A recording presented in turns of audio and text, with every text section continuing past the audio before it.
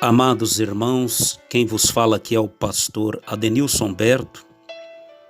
Nós vamos, neste momento, ouvir uma experiência que uma enfermeira teve com um paciente que ela cuidava e que estava vivendo os últimos momentos de vida aqui na Terra. Vamos ouvi-la em nome do Senhor Jesus Cristo.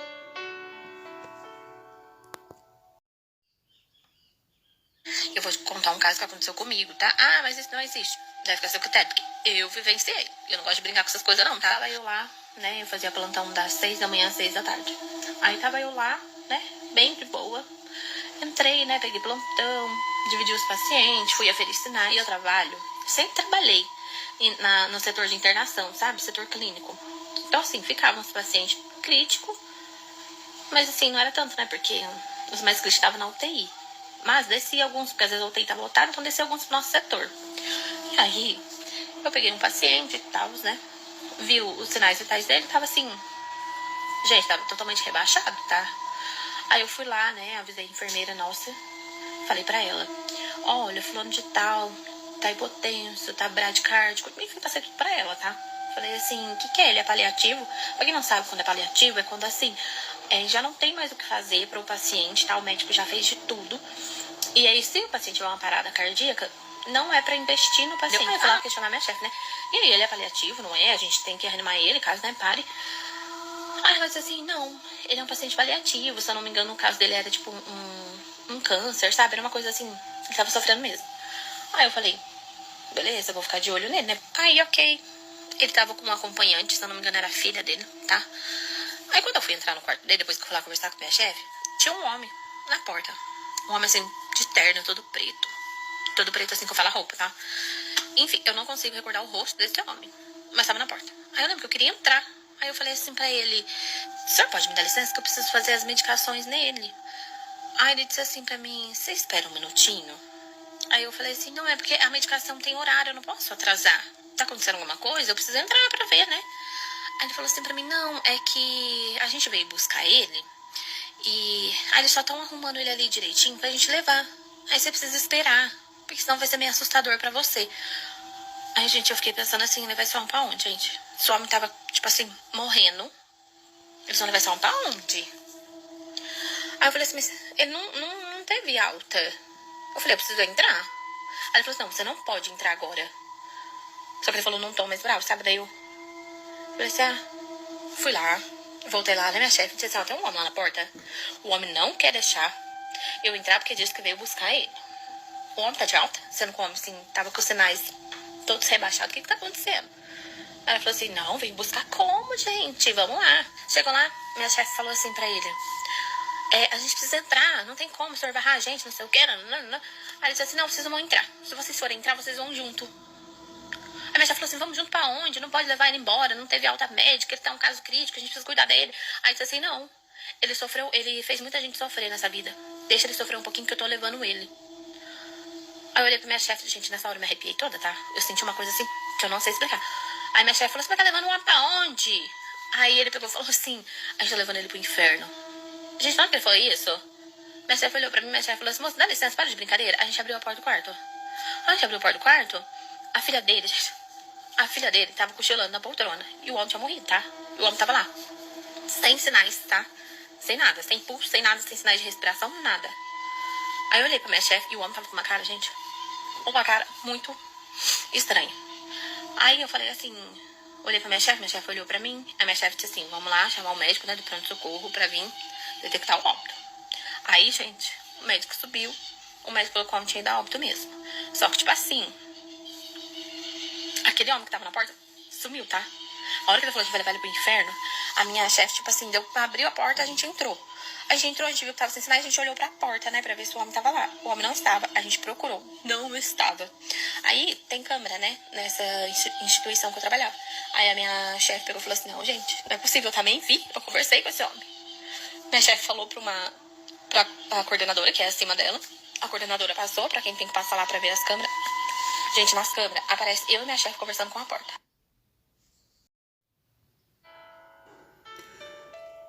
Os irmãos ouviram, irmãos, que testemunho forte.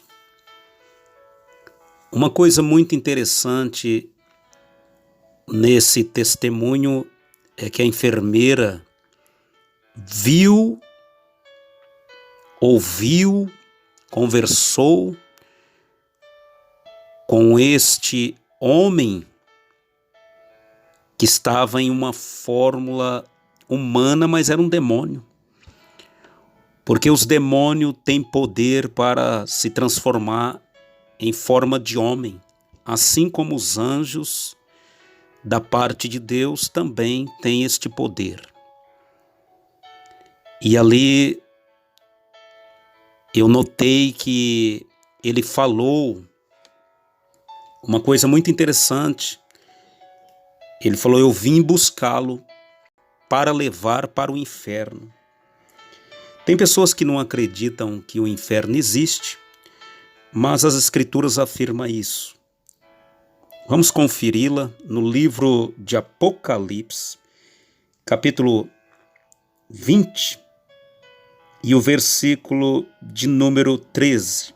Olha o que diz: e deu o mar os mortos que nele havia, e a morte e o inferno deram os mortos que neles havia, e foram julgados cada um segundo as suas obras.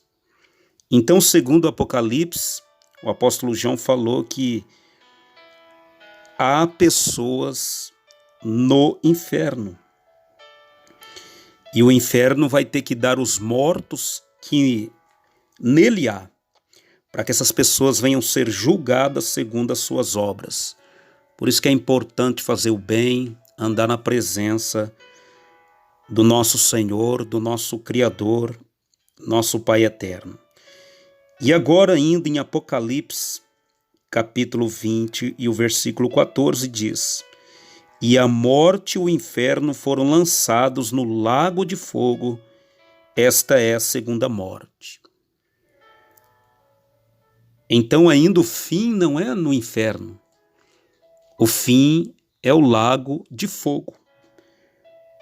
Porque a morte e o inferno serão lançados no lago de fogo, segundo Apocalipse, capítulo 20, versículo 14, como lemos, dizendo que esta é a segunda morte. Então a pessoa morre aqui na terra, é a primeira morte. E depois a segunda morte é quando a pessoa fica totalmente distante do Criador, é lançada ali no lago de fogo, um lugar de eterno tormento. E por fim, para nós se livrarmos do inferno, do lago de fogo, o que devemos fazer? O que está escrito aqui em Apocalipse, capítulo 20, versículo 15.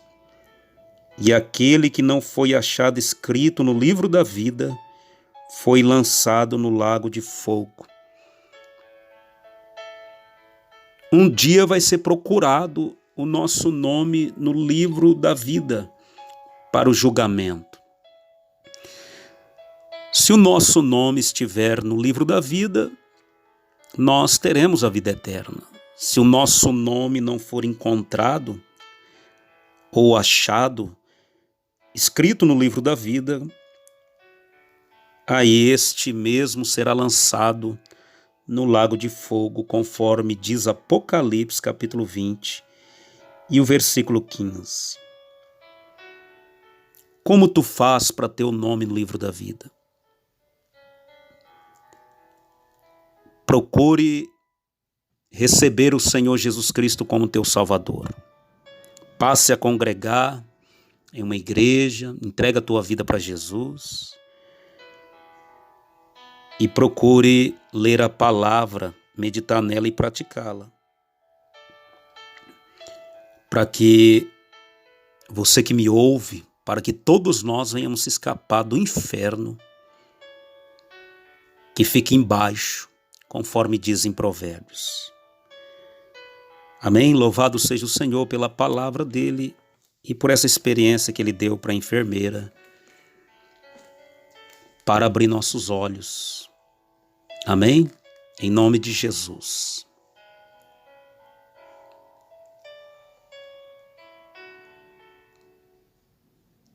Deus te abençoe.